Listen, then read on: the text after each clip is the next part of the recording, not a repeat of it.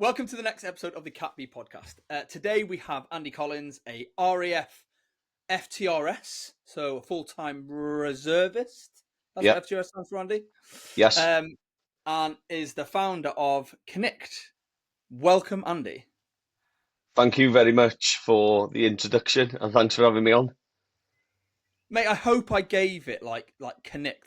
That is how you pronounce it, isn't it? No, go on, Paul. Have a go. Cnicht. You got a at the end, Cnicht. What does it actually mean, though, Andy? Well, that's an interesting question, actually, because I've been doing some research into it, and there's no literal translation or anything for it. You've got Moel Siabod, which is quite close to it, and again, there's no literal translation. I suppose if I went back through the archives, there would be, I'd have to speak to the Bendigeidfrans and the mythical legends about the names, I think. But essentially, it's a mountain in Wales, yeah, in Eryri. It is a mountain in North Wales, in the Cnicht National Park, and it is shaped from what you can see. I don't know, from what you can see on here. Really, it's shaped like a traditional kind of like what a child would draw a mountain as. Really, they do refer to it as the Welsh Matterhorn. Yep. And as the Dr. Cymraeg once said in one of his videos, I don't think in Switzerland they call the Matterhorn the Cnicht de Suisse. But you never know. But if you look at the Cnicht from Blaenau Ffestiniog, where Paul's from, it looks nothing like that. No. It has a different shape from each side. It's fantastic. I love it. Well, let's talk no more about that, right? Let's Okay. yet. You have served in the RAF for over 22 years in a number of sort of roles. If your career was to be chopped into a highlight reel, what are the best bits? Well, definitely, joining the trade I joined as a physical training instructor, the variant of roles that we do within that job, just as a basic PTI, ranges from taking personal training sessions, circuit training, spinning classes, all that stuff, to throwing pilots off the back of boats and talking them through their drills if they need to eject. I was going to say ejaculate them, but that's not the right word. If they need to eject in fast jet or helicopters, really, if they need to get out there. So the wide range of jobs is unbelievable. I did a phase 2 training job down at Keogh Barracks in Aldershot with the combat medics down there as well, so that was really interesting. But definitely highlights for me going into the adventure training instructor role that I did for almost 13 odd years.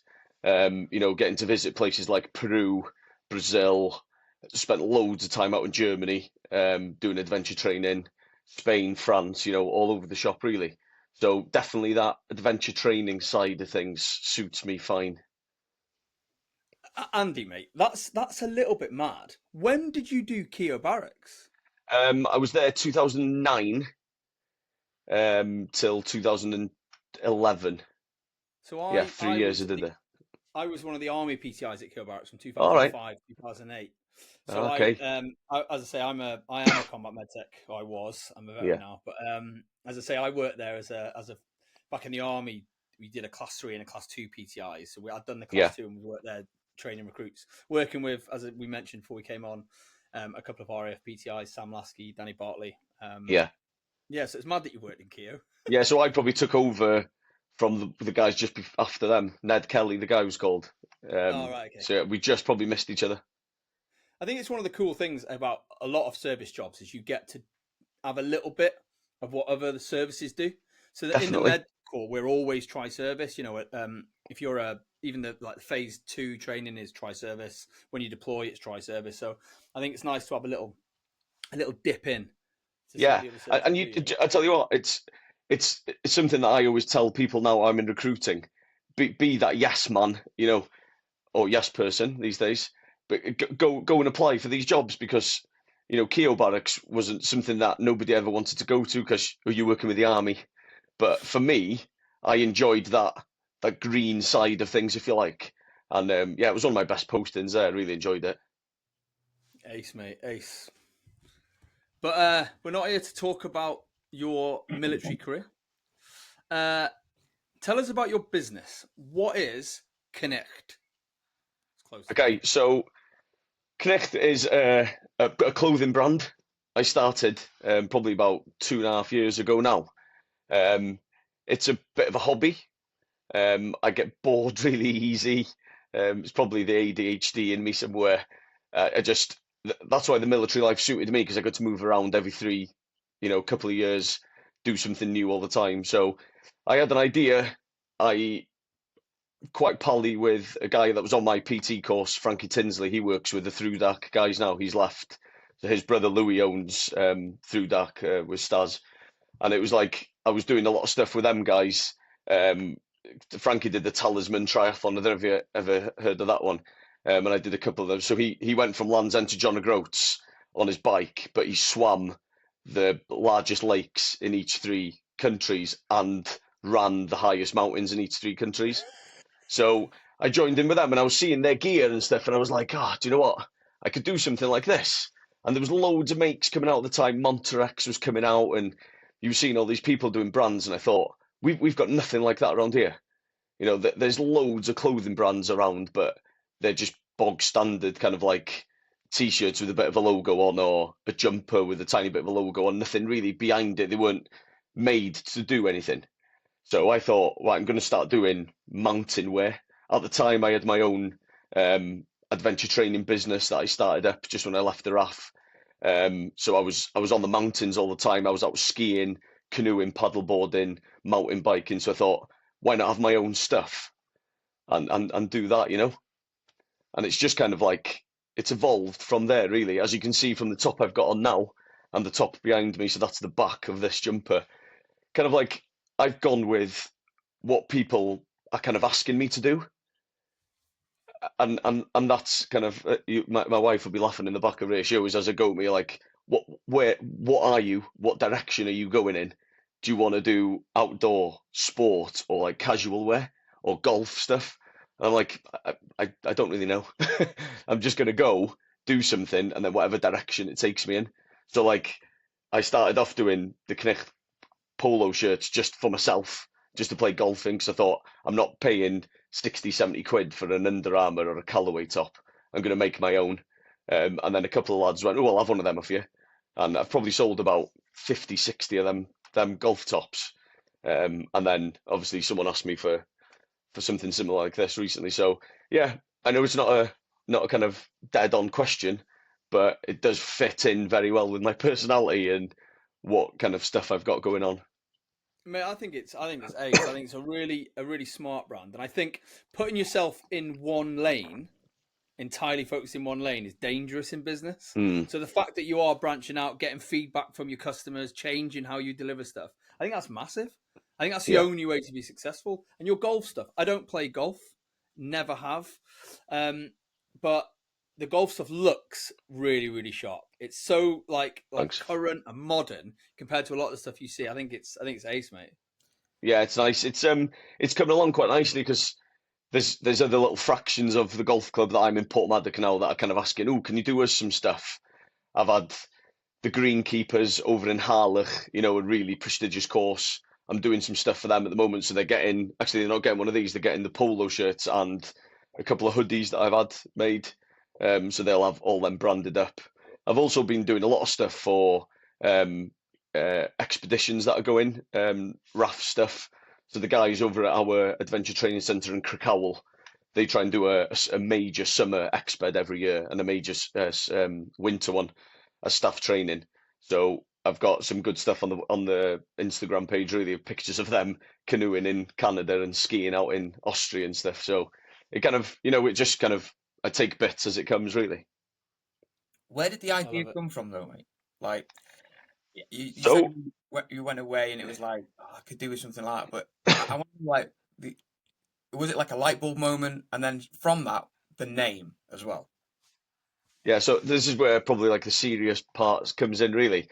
So for me, Cnicht, I've grown up in Portmaddock, I live in Tremaddock now, but I can see Cnicht like all the time. I'll just get on top of my fence in the garden and I can see it.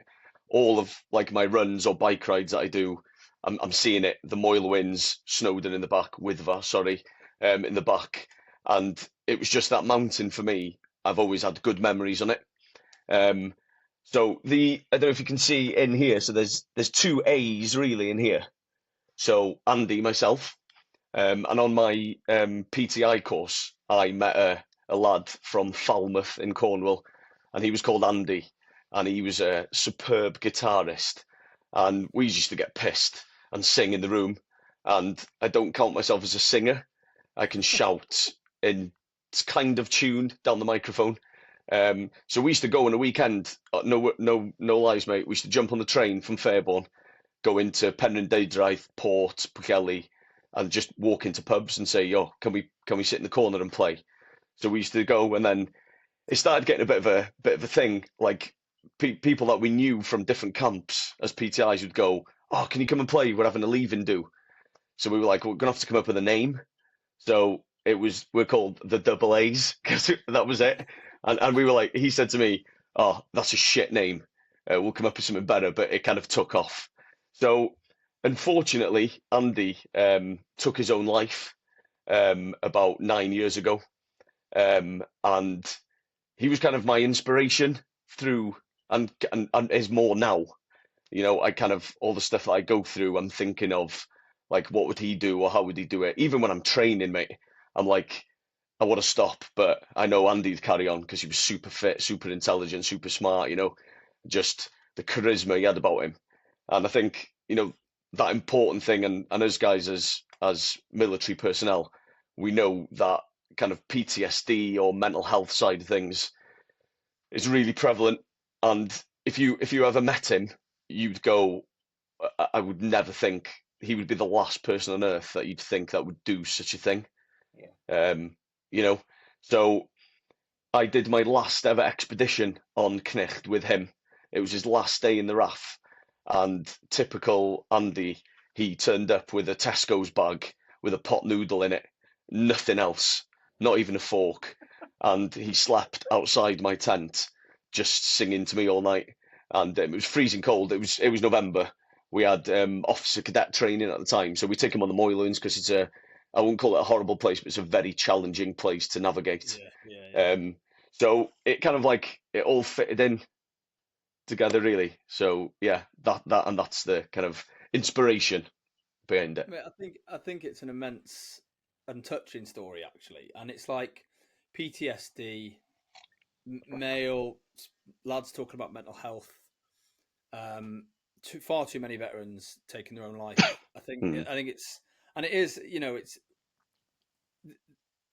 people need to talk more. Lads need to talk more. Blokes need to reach out more. We had Contact Coffee on, and he was talking about the Give a Shit coffee, and he was like, their branding, Contact Coffee, would do all the things, but then they would send out these coffee bags, and it'd be Give a Shit coffee, and the idea behind it was you were to send it on to someone else or go for a brew at someone else just to have a chat. Yeah. And they also spoke about like just checking in, like scrolling through your phone book and just sending a WhatsApp to someone just to check in on them. And I think it's a tragedy that happens to all the veterans. It's definitely a tragedy again that happened to your mate Andy. And I think the more we talk about and remove the stigma of talking about mental health, I think, you know, it can only get better. It can only improve, you know? It's a strange world, the mental health thing. You know, it's like, yes, reach out and talk as he did, seek help as he did, you know, all them good stuff are there, but something there with some people that, you know, it's there and they just can't get past it. It's really hard. So someone might find the fix for it one day, but until that happens, as you said, we just do our best, don't we, and chat and reach out to people. Yeah, 100%, mate. And Contact Coffee, I can't keep up with a subscription, so I give all my coffee away to lads anyway. I think, mate, even like the business that you're in the outdoors, getting people outside, you know, basing your company around getting on the hills, getting on the mountains, doing activities. I think that's another real positive, isn't it? The more people that can get outside, the more people that can, you know, do anything that's, you know, get your physical health in order. I think it's going to contribute to that. Mate, massive. So the name itself, what's the accurate way to pronounce it properly if you're not from North Wales? Cnicht. Cnicht. Perfect. Yes. Don't say And I'm from North for Wales. sake. Mate, I love the branding on your business, right? I love the branding. I love the fact that there was a real personal story behind it, like a real personal story, not just. And I've only just shared that recently.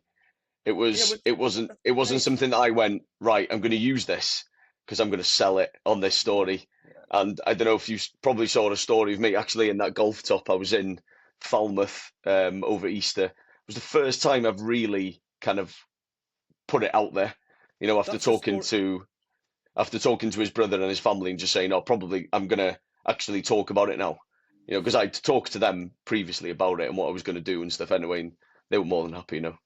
That's the story I saw. You're sat on like a bench, I think. And I saw, yeah, it was the bench, and it's got his name on it with a quote on there, and it's somewhere just nice to sit and look out to sea. Mate, I think it's brilliant. Again, the business itself, the story behind it is fantastic. So in the years that you've been going, what's some of the lessons you've learned in business? In business, it's a great question.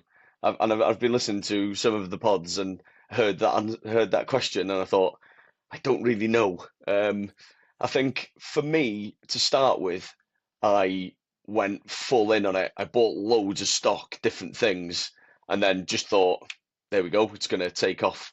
I was listening to the Rugby Bucket Hats a couple of days ago, and he was like, yeah, it was really slow for the first few months. For me, it was quite rapid for the first few months. It was like local people, because unless you've been up Cnicht before, you've got no idea what it is. And you might be one of those people who just see that top and go, oh yeah, that's nice, I'll buy that, having no meaning to it. But here, you could travel 5, 10, 30 miles around and people will know what that mountain is. I've got a nice community. I run my own fitness classes, so based kind of like forces training, if you like. So before all the CrossFit and High Rock shite came in, kind of all that stuff that we've done all of our lives, and what other people have been doing for years and years. It's just got a brand and out to it, and it goes well, you know. So I run that class, and I've been doing that for 9 years now. So I started it just before I left the RAF. So I do, like tonight, this week we've got circuit week, so I'm down in the local high school and up in the harbour in Portmaddock. I've got like battle ropes and Bulgarian bags, kettlebells, boxing equipment, and we just go for it. So I've kind of like inserted the brand into that. So all the guys that come down, they've all got t-shirts on, they've all got hats, and you know, when I'm doing my outdoorsy stuff, I'm plugging the brand to people. So the kind of customers come naturally that way. And like, as your question is like, you know, from the start and the lessons learned, I think building the community behind something is really big first before going out and doing something. I met up with a guy who does a lot of work with Jotner. He actually phoned me, and he lives local to here. And he said to me, I started an Instagram page called Climbing Porn, and it was just taking videos off other people's Instagrams, posting it on his page of like falls and epic climbs and stuff. And then he got up to like 20,000 followers, and then he did one t-shirt. Do you know, like the female and male toilet sign of like someone getting bent over, basically, and it was climbing porn on it. And he said he sold 5,000 t-shirts just off that Instagram page, just because people were following the climbing porn page. Yeah. So I kind of, if you see some of my earlier videos, it was all like me on runs or me doing something like skiing or something like that. And they weren't going down too well. I didn't like, I'm not really hung up on likes and views. I'll go more on like what I've sold, but it is nice to see the views going up. And I've just started on TikTok recently, and I see the ones of me chatting about the kit or me sitting on the bench talking about stuff goes a lot further than me spending 3 hours making a video and editing it and all that stuff. So it's just trying to see what people are watching, find out what people are into, and get their attention that way, and then chuck the stuff at them by doing that. Mate, I think it's a quality thing, and I think we talk a lot about social media on the podcast, a lot, because we've had Tom Day, who Royal Marines, left the Royal Marines to become a social media influencer. That was his direction, and he basically documented a rugby league tour for the Royal Marines to Australia, and came back from there with 17,000 followers. Yeah, because he was just real, posting about himself. And then we speak to other people who they leave after 25 years service and are like, not really have a clue about social media, but to not understand utilizing social media to get the most out of your brand is crazy. And it's like learning from that quick feedback loops, like you said, spending 3-4 hours making a video, posting it and getting no feedback, or doing something that's going to take you 2 or 3 minutes, post it, get feedback and go, yeah, cool. That's shortening the feedback loop so you can get more and more. I think it's class, mate. Yeah. It's also one of the things with social media at the moment is putting a person in front of the brand. We had Teague Young on, who started a company called Combat Clipper Company. He does all the beard oils. He's still serving. He does all the beard oils and all that kind of stuff. And it was very much like a faceless brand in the sense that all the videos were really cool and edgy and all that kind of stuff. But then after about a year, he was like, I need to put my face behind the brand and come out so people can relate to me as a. And it's like, again, that took his business to the next level. Whereas some people are just a little bit, I don't want to be in front of the camera. It's a weird one to get over, isn't it? But I think and it's in the military community anyway, isn't it? It's like we don't want to kind of put ourselves out there because we're just doing our jobs type of thing, and it's like I'm the military as well. The lads going, "What the fucking hell do you think you're doing, you mug?" Like, you are type. Yeah, it's different when you're in a different environment like City Street. Yeah, you don't want to be Chad, do you? I've seen loads. There's some PT core girl that does like dancing in a room on some TikTok page. She's got a PT core vest on and she's like raving away, and it's like, she's going to get ripped for that. But there's probably about 30-40 odd thousand followers watching her. Yeah. It's an interesting world, isn't it? Putting that face behind something means a lot, and it's like, not that I'm like, I suppose it's quite a nice thing, but I can go out now for walks. I was helping out in a bar, one of my missus's mate party on Saturday night, and 2 people went, "Oh, are you the guy that does the Cnicht stuff?" And like, yeah, and then you can have a chat with them people, and it kind of like someone else might hear that chat, and it just evolves, doesn't it, from there? Mate, I think it's class, and I think having that confidence for you to come in front of the camera to talk around your brand shows that you've got total confidence in that brand. Do you know what I mean? As I say, certainly like in that community where it doesn't take a lot to get ripped. In the village community, the veteran community, you got to be brave. With your brand, right? I'm just going to say it as it is. Your kit is really, really reasonably priced. Really good quality and really reasonably priced. Like, are you focused on getting your brand out there? It's clear that you're not just focused on profit. How is it? Is it because you're buying in massive orders? What's the secret? I think if I wasn't working full time and I was going to focus solely on this, then it would probably be more expensive. But I suppose money's not the main focus. It's something that I enjoy doing. And obviously money is a great drive, and it's great when I see an order ping up on Shopify, or somebody messages me and they're going to knock on the door in 5 minutes and drop money through the envelope, through the letterbox in an envelope. That's great, and it drives you forward. I don't put any labels on my stuff. So like if this goes out, this jumper goes out, it's got the size on it. I've got nothing else on there. I'm not putting, so like these Yupong hats I get, they come with their tag on. I don't put any tag on it. So like, I'll get stuff in the post sometimes, and I'll be unwrapping it for 2 or 3 minutes because it's got so much guff on it. And it's like, you're spending hundreds of pounds on smart packaging, nice sticky labels. I've got these bags. I've got these going out in a minute. I just get these black bags, the white bags, and just write, Sean, happy golf on it, because he's got some in golf. And I just use different bags, and people go all out with this stuff. They'll get the gun and stick their own labels on it, and I just feel, one, it adds to the time that you're giving, and two, I'm going to have to increase my prices by 2, 3, 4, 5 by just having all this nice packaging. And for me, people like that. People will get something really nice.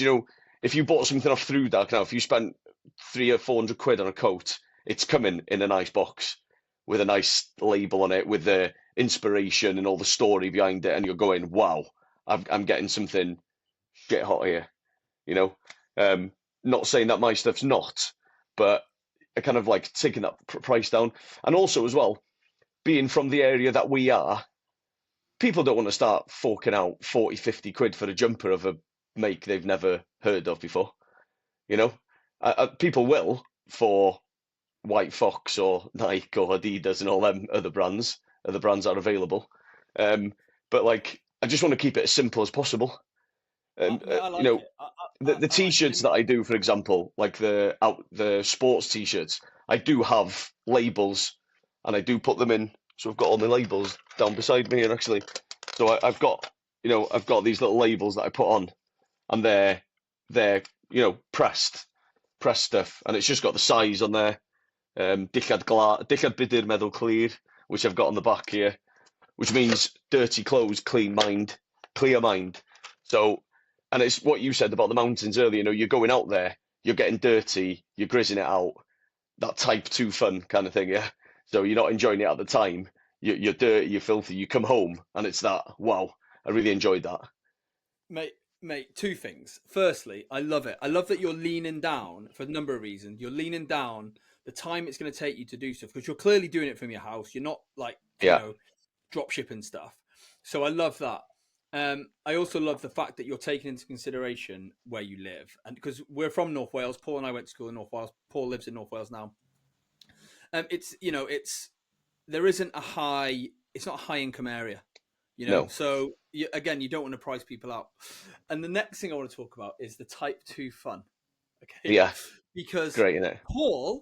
Paul had a perfect example of exactly your logo, your motto, on the weekend when he volunteered to support a couple of guys doing the Welsh 3000s. Is that right, Paul? Yeah, it is. Yeah. Nice.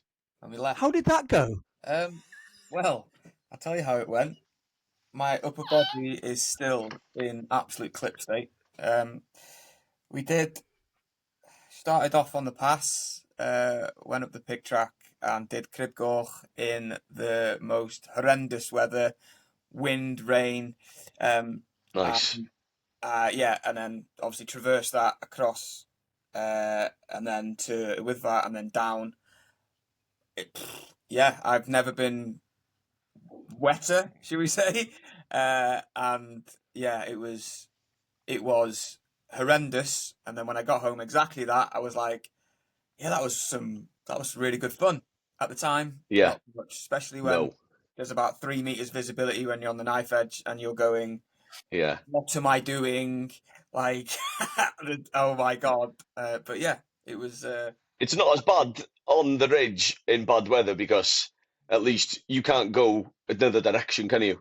You're just in one. But the last bit, just before you go up to Garnadiggain, you could nip down to the pig there, or you could be in Nant Peris. Yeah. It's Mate, yeah. The funniest part of it, I spoke to Paul after it, and I was like, "Mate, if your kit's like, if you're soaking wet, do you need to get like some more kit?" He's like, "I've binned all my kit," because he fell that many times. All his waterproof got ripped, his trousers got ripped, mate. His trainers split. The conditions were so there was blokes falling like arse over head, because I was just like, I could not. I'm a pole snapped as well, so I wasn't special. Nice. But it was amazing because I got down and I was like, well, there we are then. On to the next one. Did they do it all? Did you complete it all? No, because the weather was horrendous and the time as well. I think they did 9, 10 of the peaks, I think. I don't think we could have done just before you go down to the A5. The Cannev or anything like that. The last section of it, because because like Friday was lovely. Saturday horrendous. Sunday lovely. It was like they just gone, nah, give you the worst day to do it. So yeah. I think they were a church group, so maybe the Lord was like, "You're in for it." Yeah. What are you doing, you lunatics? Get off the mountain. Pretty much. Mate, Andy, you just touched on it a bit there, but can you touch on it again with regards to your motto? Yeah, so it wasn't anything that I was planning on doing really, and the guy. So I order all my stuff in. It comes to my house, and then anything that's got a press on it, so this stuff, I'll do it myself at home in the garage, and then anything that needs embroidering, so the hats and stuff, I do in Pennygroes. Ali in Pennygroes does it for me. Motif Wear UK. And he's a great lad. I can drop stuff off to him on a morning, and then his mum grafts on the machines all day, and he'll phone me a couple of days later and go, right, they're ready, and I'll go and pick them up of him. But he had neck labels done on some stuff that he was doing, and I was like, yes, because I was thinking, how am I going to get a label in the back right in the start? Because I thought I want them to look good, and he was like, do you need a label? He says, I just use these. They're press on really. So he had a little motto on his, and I was like, what could I have on it? And we sat there for a bit, and we've just came up with that, and I thought that fits in really nice with the kind of Type 2 fun, because that's what I was going to have on it to start with, Type 2 fun, but then there'd be too much people asking what that means, which is a good thing, because people ask me what Cnicht means all the time. But yeah, again, it's that Type 2 fun stuff, and it goes back to the mental health side of things. It goes back to just going out and having an adventure and getting stuck in. And is it dirty body, clear mind? Dirty clothes. Yeah, dirty body. That's a. You've been watching something different to me. Yeah, that's a different thing. Yeah, Bonnie Blue maybe he's been doing that. I don't know. Mate, I love it. What's next? What's next for Cnicht? Yeah, I think I answered this right at the start when I said I really don't know where I go. You always wait. I always wait for that moment of it, going and taking off. Do I want that? I don't know, and it's a question I ask myself all the time. Because people are like, would you want it to go massive? And yeah, of course I would. I'd love this to be a full-time job for me, but I think the process of me ordering this stuff in, chatting to people over Instagram, getting orders wrong because I've ordered the wrong size, or they've sent me the wrong size, and then having to go, oh, sorry, mate, I've done it, or 99% of them getting them right, taking them to Pennygroes to get done, doing them myself, sending them. I like all that stuff. As soon as it starts going to, corporate-y and it's all done automatic, I then I get bored of it and I'll walk away. So I think staying as I am and just going with what people want, and I must say, it's totally changed from what I started with. I don't get many people wanting the sports and the outdoorsy stuff. More people go for kind of this kind of jumper. Hoodies have gone mad. The caps go really well, especially kind of the burgundy coloured ones and the deserty coloured ones. Forces lads just go mad for that. But I suppose just keeping on, being in contact with people and chatting to people about the brand, because without me chatting to people about the brand, the other stuff comes then organically, Mate, and hopefully now you've come on, that probably one of the best veteran-owned podcasts probably on the planet. Number one. Thank you. Hopefully it'll come to some more orders, and also more importantly, to spread a bit of a message about the brand. With that, if there was one bit of advice, because you've been through it all, you've got a successful, sustainable business. If there was one bit of advice you could give to a veteran or someone in the military who wanted to start their own business, what's the one little nugget of advice you'd give them? I think we're all similar-minded, aren't we? Although we're all different trades, different services, and we're all we think different. But at the end of the day, we're that person who's joined the forces, and we have to be go-getters, because if we're not go-getters, we don't get anywhere.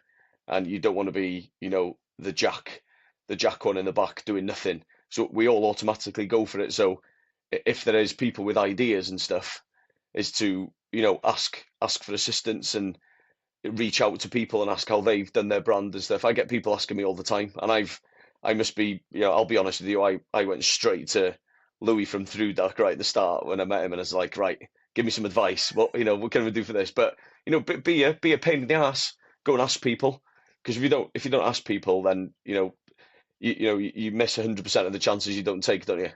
Do you know what I mean? So I think that's the kind of best bit of advice, really. Just go for it, mate. Honestly, Andy, it's been great chatting to you, mate. For a number of reasons. It's a pleasure. The fact that you're in North Wales, the fact that you're literally about 5 minutes from where Paul lives, the fact that you've created this business, and the story behind your business is one of the best we've had. Yeah, definitely. The reason behind, and lots of like really poignant things. So I really appreciate it, mate. We cannot wait to share your story with everyone else. Andy, thanks. Yeah, so much. I really appreciate it. Thank you very much. No worries. Perfect.